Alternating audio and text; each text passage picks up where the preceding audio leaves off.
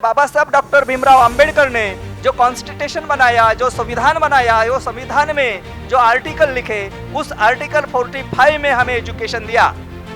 वो एजुकेशन है free and compulsory education. Tathagata Gautam Buddha ने ये जो आंदोलन चलाया है, ये शिक्षा का आंदोलन था और ये अधिकार से हमारे देश में वैज्ञानिक बने, सर्जन बने, बड़े बड़े साइंटिस्ट बने और ये देश में सोने का धुर निकाल दिया। यहाँ बहुजन मूल निवासी लोगों के पास इतना टैलेंट है कि वो कुछ भी कर सकता है ये शिक्षा एजुकेशन से। जो संत नामदेव ने हमें शिक्षा के साथ नाचू कीर्तनाच्या रंगी ज्ञान दीप लावू जगी, जगत गुरु तुकोबाराय कहते हैं, असाध्य का साध्य करिता सायास कारण अभ्यास तुका मने। और ये जो बुनियाद रखी है ज्योतिराव फुले ने, ये भी शिक्षा के बारे में है। ज्योतिराव फुले ने हमें शिक्षा से शुरुआत की।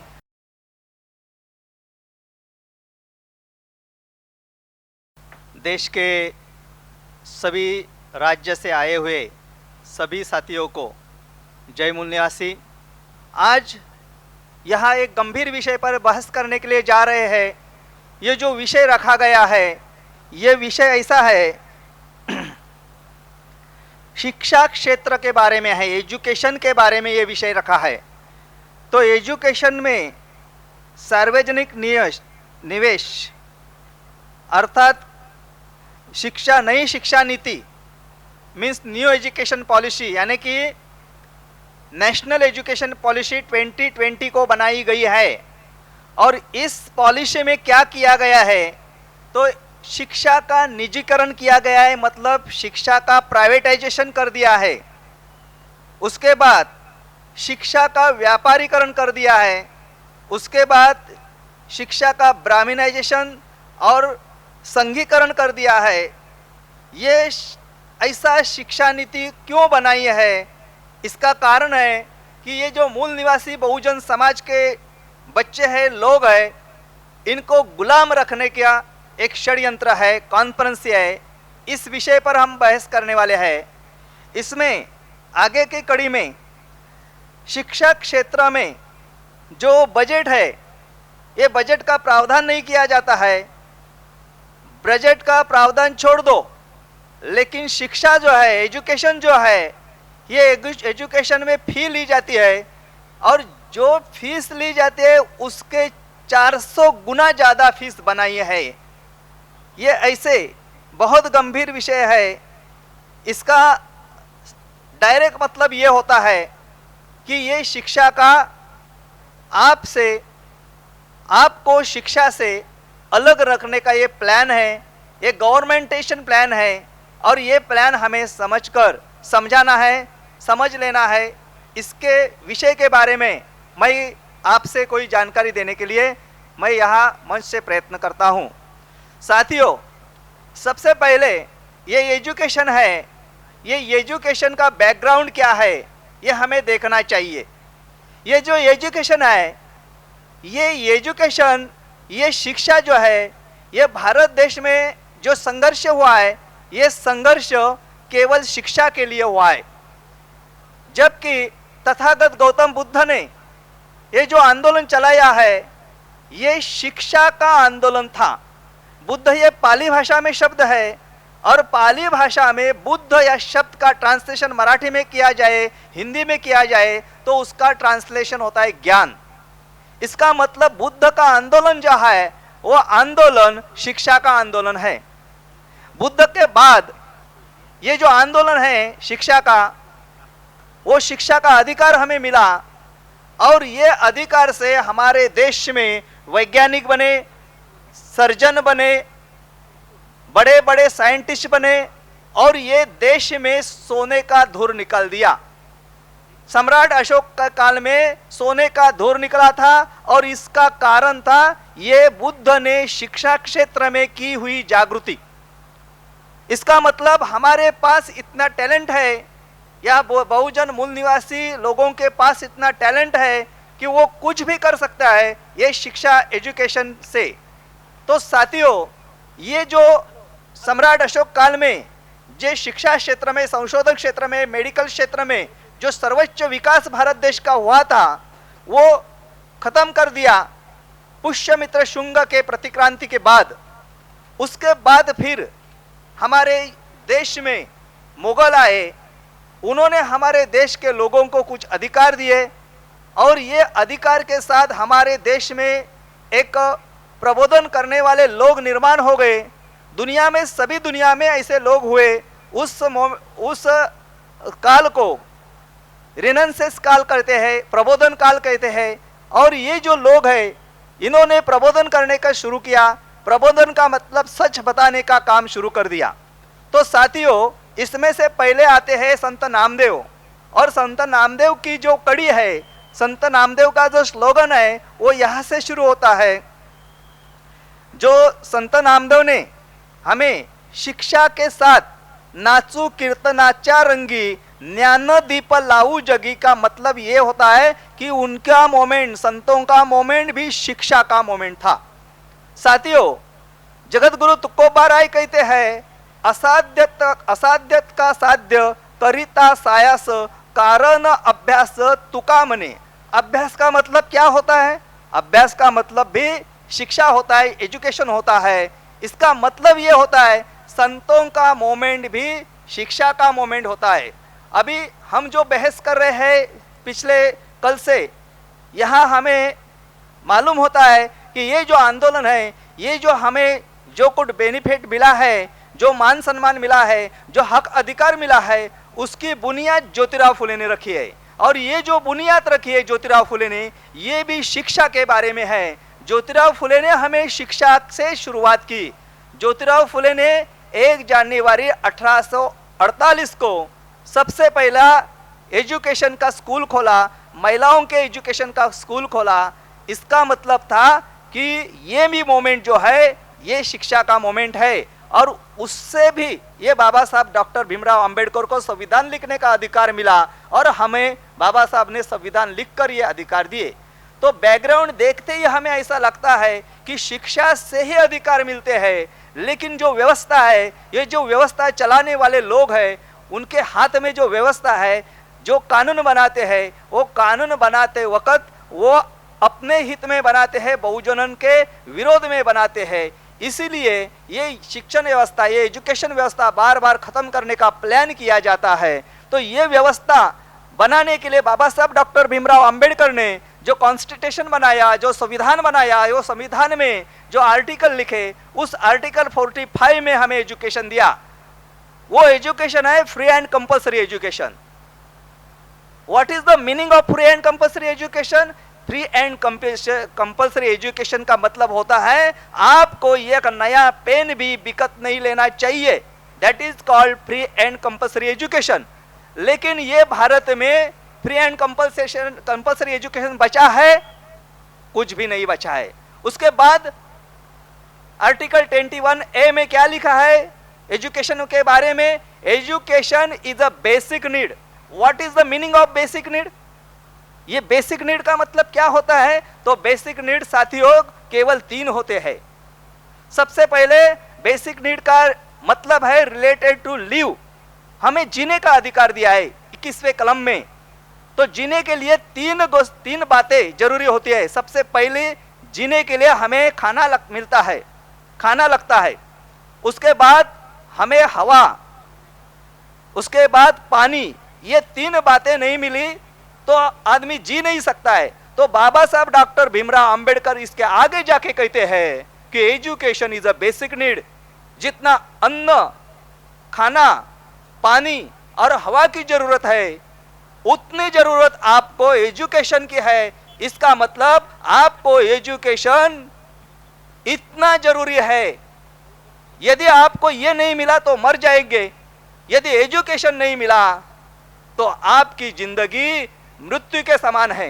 तो हमारा जो इतिहास है, ये इतिहास में हमारा एजुकेशन के लिए हमारे महापुरुषों ने संघर्ष किया है और दुश्मनों ने हमारा एजुकेशन खत्म करने के लिए संघर्ष किया है।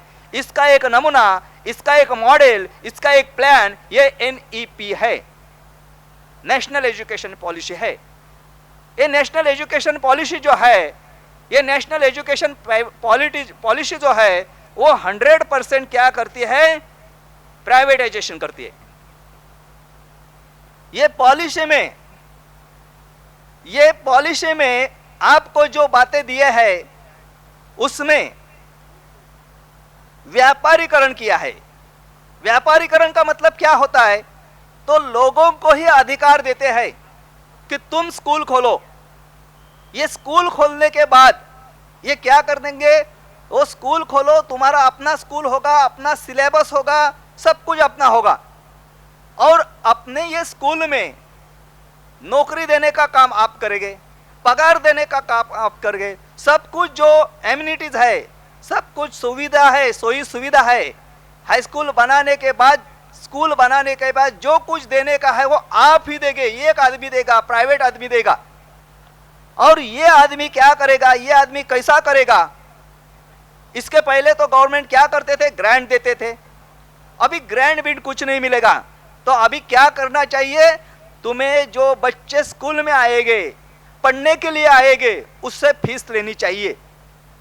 तो लोगों ने बोला कि कितना फीस लेंगे, तो फीस लेने के बाद टीचर के पगार और सब कुछ जो होता है खर्चा वो पूरता नहीं है, इसीलिए तुम्हें कितना फीस लेना चाहिए, जो अभी लेते हैं उसके 1000 गुना ज्यादा।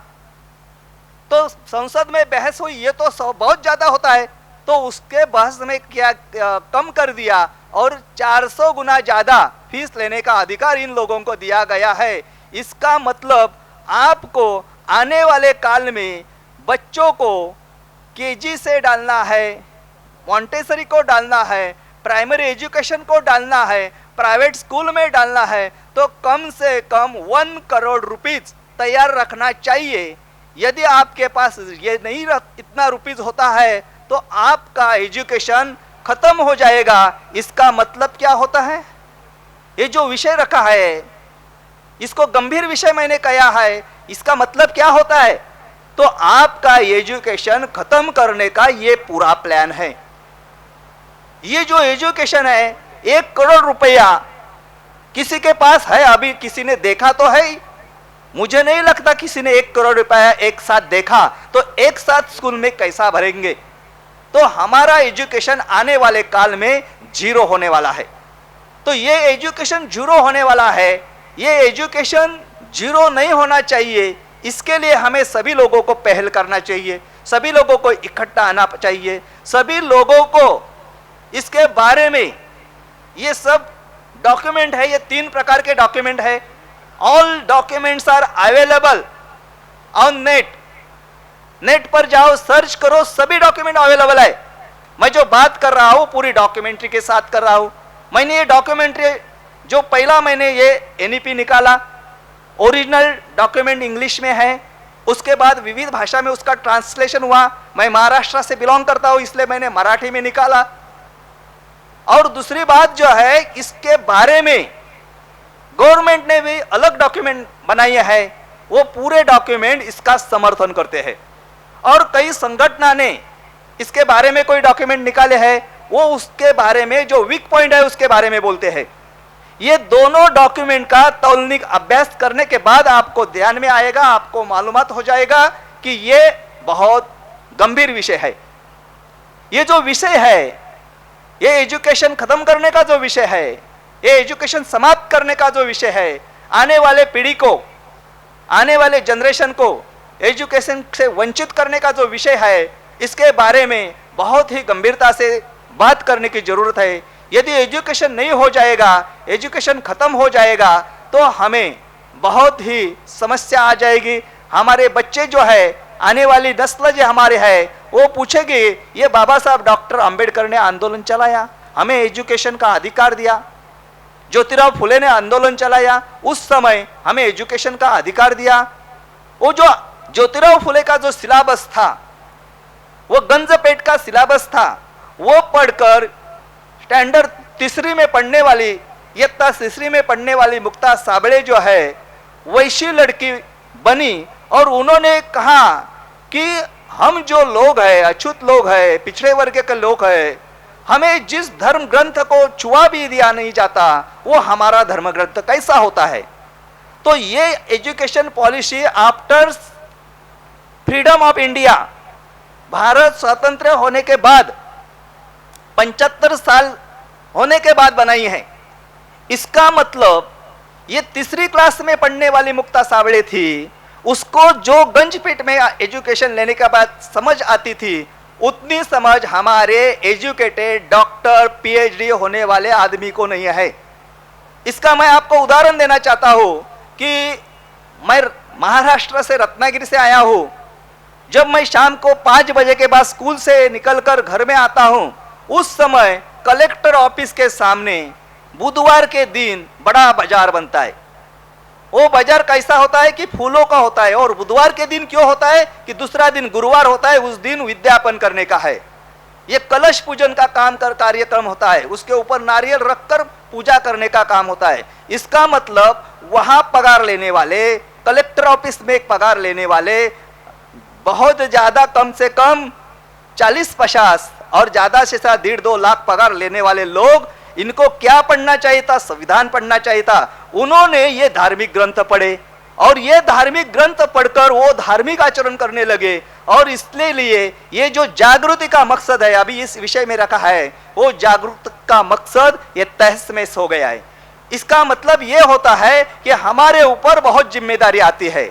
हमें सभी लोगों को बहुत बड़ा त्याग और समर्पण करना चाहिए। हमें लोगों के घर घर तक जाना चाहिए। यहाँ हम लोग कम है, लेकिन हमें जो मैंने बात रखी है, समय के अभाव से ज्यादा बोलना नहीं, इधर में संधि नहीं मिलती है। यदि मैं पूरा सिलेबस निकाला, उसके पॉइंट आपको दिखाया, तो इससे भी बहुत गंभीर है। तो ये जो बात है, ये बात हमें ध्यान से समझ लेनी चाहिए और हमें इसके बारे में पूरा स्टडी करना चाहिए। उन्होंने जो बनाया है डॉक्यूमेंट, उसके बारे में पॉइंट टू पॉइंट स्टडी करना चाहिए और इसके बारे में हमें ओपनली कॉन्फ्रेंस लेकर ये डाटा सरकार को पेश करना चाहिए। अरे भाई, हमें बोलो ये इतना पैसा हम कहाँ से लाएंगे? यहाँ जो एजुकेशन है, ये एजुकेशन लेने के बाद हमारे जो बच्चे हैं पढ़ते हैं। पिछले 75 साल का जो आंकड़ा है, तो आप देखेंगे सुबह एक सत्र हुआ विद्यार्थियों का, तो उस सत्र में हमें जानकारी मिली है और वास्तव में ये जानकारी है कि 75 साल के बाद उन्होंने जो हमें अभ्यासक्रम बनाया, उन्होंने जो हमें एजुकेशन दिया, उसका परिणाम क्या निकला, उसके नतीजे क्या निकले? उसके नतीजे ये निकले कि भारत में 60 करोड़ से ज्यादा लोग बेकार हो गए, एजुकेशन लेने के बाद बेकार हो गए। ये परिणाम है इनके एजुकेशन पॉलिसी का। अब तक बेकार बनाया, इसके बाद वही खत्म कर डालेंगे। ऐसा ही चलने देने का है या इसे बदल करने का है, वो हमारे हाथ में है। हमें सभी लोगों को हमारा दिन रात काम करके सभी लोगों को जागरूक करना है। और एजुकेशन ये हमारा मूलभूत अधिकार है, फंडामेंटल राइट है, बेसिक नीड है। इसके बारे में लोगों को सजग रखना, जागरूक करना, ये कार्यक्रम के विषय का मकसद है। मुझे यहाँ बात रखने के लिए यहाँ जो संधि मिली, अपॉर्चुनिटी मिली, इसके बारे में मैं धन्यवाद देता हूँ। यही से मेरी बात खत्म करता हूँ। धन्यवाद। जय मुन्याशी, जय भारत।